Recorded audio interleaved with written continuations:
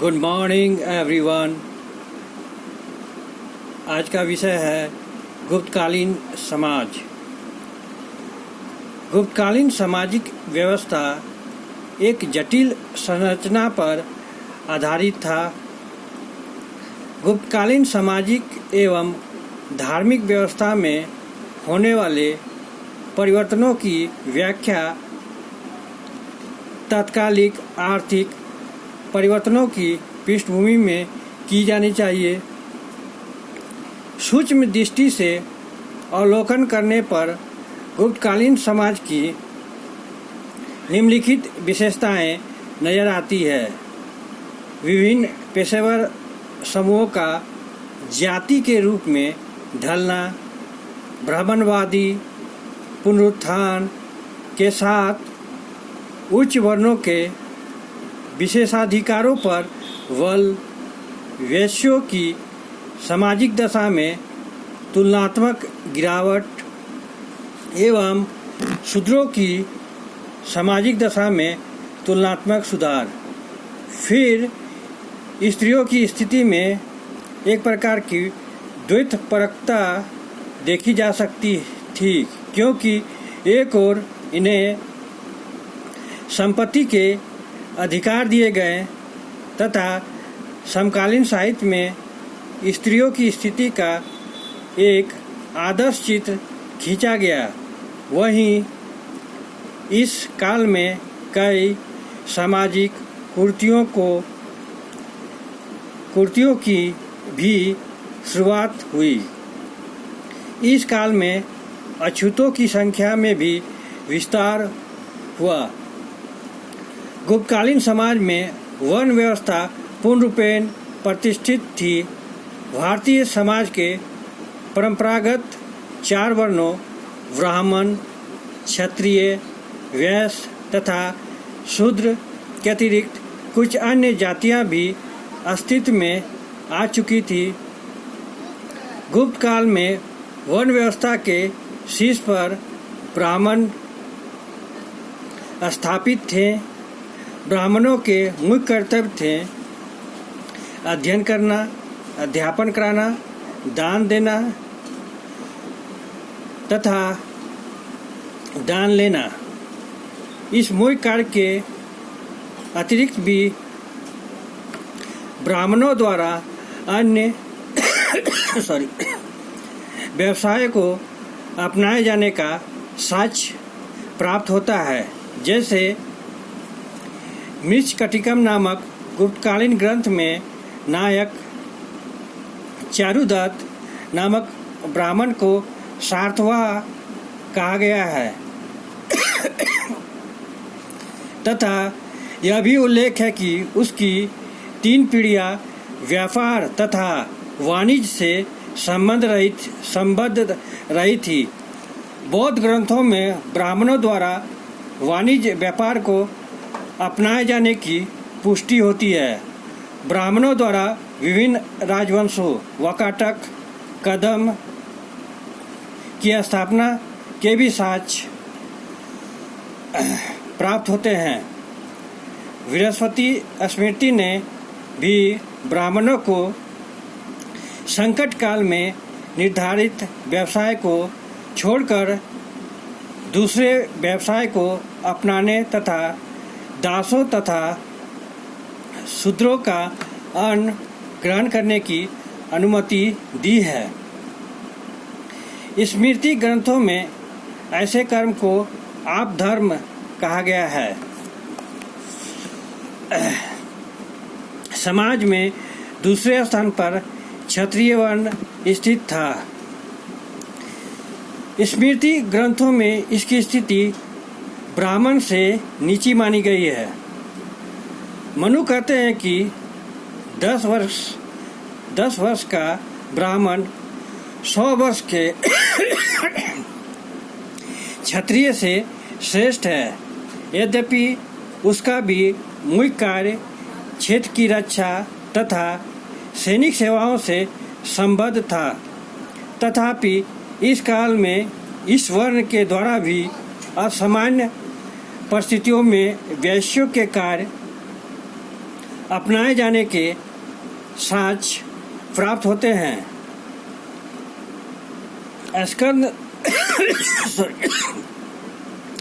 स्कंद गुप्त के समय के एक अभिलेख से ज्ञात होता है कि क्षत्रिय वैश्य का कार्य करते थे। इसी प्रकार यद्यपि वैश्य वर्ण का मुख्य कार्य कृषि एवं व्यवसाय था, तथापि वे क्षत्रिय का कार्य अपनाते रहे थे। स्वयं गुप्त शासक को भी वैश्य वर्ण से ही संबद्ध माना जाता है। इस काल में वैश्यों की सामाजिक स्थिति में गिरावट आई। संभवतः वाणिज्य व्यापार के पतन तथा वैश्यों के अध्ययन एवं यज्ञ से विरक्त होने के कारण उसकी स्थिति में गिरावट आई। समाज के वर्ण पदानुक्रम में शूद्रों का चौथा स्थान था। इस काल में शूद्रों की सामाजिक स्थिति में कुछ सुधार दिखता है। मनु ने जहाँ शूद्रों का दायित्व महज सेवा तथा शिल्प निर्धारित किया है, वहीं याज्ञवल्क्य ने इसे व्यापार, शिल्प एवं कृषि कर्म करने की भी अनुमति दी है। इसके साथ उसे ओंकार के स्थान पर नमः शब्द का प्रयोग कर पंच महायज्ञ करने की अनुमति भी दी गई है। इस काल में अनेक शूद्रों द्वारा सैनिक कार्य करने का भी विवरण मिलता है। इस काल में भूमि अनुदान की पद्धति के विस्तार के साथ कुछ नई जातियां भी अस्तित्व में आई, जैसे कायस्थ, महतर। कायस्थ का उद्भव लिपिक वर्ग के रूप में हुआ। सर्वप्रथम याज्ञवल्क्य स्मृति में उसका उल्लेख मिलता है। महतर गांव का मुखिया था तथा भूमि हस्तांतरण में उसकी भूमिका थी। आगे वह पृथक जाति के रूप में विकसित हो गया। इसके अलावा कृषक, पशुपालक, धातुकार, तेलकार, जुल्हाए, माली आदि भी समाज में विशिष्ट जातियों के रूप में संगठित हो गए थे। इस काल में अनेक मिश्रित जातियों का अस्तित्व भी दिखता है। स्मृतियों में इन्हें अम्बष्टक, पराशव, उग्रुकरण आदि मिश्रित या संकर जातियों के रूप में उल्लेख किया गया है। समाज में अस्पृश्यता की भावना बलवती थी। वर्ण संकर जाति तथा प्रतिलोम विवाह से उत्पन्न संतान को अछूत माना जाता था। विदेशी यात्री फायान का विवरण इस संदर्भ में उल्लेखनीय है। उसके अनुसार समाज में अछूतों का स्पर्श वर्जित था। वे गांव तथा नगरों के बाहर निवास करते थे। उनका मुख्य काम आखेट तथा मांस की बिक्री था। गांव तथा नगरों में प्रवेश करते समय उनको लकड़ी पीटते हुए चलना पड़ता था ताकि सामान्य जनता मार्ग से हट जाए एवं उनके स्पर्श से बच जाए। इस काल में सभी वर्णों के लिए आवास, न्याय, दंड एवं उत्तराधिकार संबंधी विभिन्न नियम बनाए गए, जैसे बृहद संहिता के अनुसार ब्राह्मणों के घरों में 5, क्षत्रियों के घरों में 4, वैश्य के घरों में 3 तथा शूद्रों के घरों में मात्र 2 कमरे होने चाहिए। कमरों के आकार, रंगों के प्रयोग तथा सूद की दरें भी वर्ण क्रम के अनुसार ही निर्धारित की गई थी। गुप्त काल के साहित्य एवं कला में स्त्रियों को प्रेमिका और पत्नी के रूप में आदर्शचित प्रस्तुत किया गया है। तथापि स्त्रियों की सामाजिक दशा में तुलनात्मक रूप से गिरावट ही परिलक्षित होती है। उनकी स्वतंत्रता समाप्त हो गई तथा उन्हें जन्म से मृत्यु तक पुरुषों का संरक्षण स्वीकार करने को बाध्य किया गया। याज्ञवल्क्य एवं कात्यायन जैसे स्मृतिकारों ने स्त्रियों की संपत्ति के अधिकार को स्वीकार किया, किंतु यह सर्वस्वीकृत नहीं था, क्योंकि अनेक स्मृतिकारों के द्वारा इस कदम का विरोध किया गया। गुप्त काल में बाल विवाह का प्रचलन प्रारंभ हो गया था। इस काल में उत्तर भारत में देवदासी प्रथा के भी साक्ष्य हमें प्राप्त होते हैं। उदाहरण के लिए कालिदास के अनुसार उज्जैन के महाकाल मंदिर में अनेक देवदासियां रखी जाती थी। कालिदास के ग्रंथ अभिज्ञान शाकुंतलम में अवगुंठन शब्द का प्रयोग हुआ है,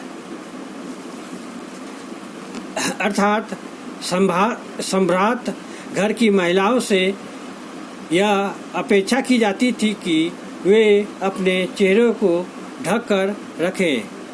इस प्रकार यद्यपि पर्दा प्रथा की शुरुआत आगे चलकर हुई, किंतु उसका बीजारोपण इसी काल में देखा जा सकता है। सती प्रथा का पहला पुरातात्विक साक्ष्य इसी काल में प्राप्त होता है।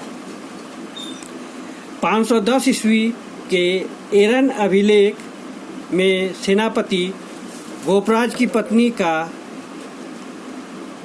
उसकी मृत्यु पर गोपराज की चिता के साथ सती होने का वर्णन है।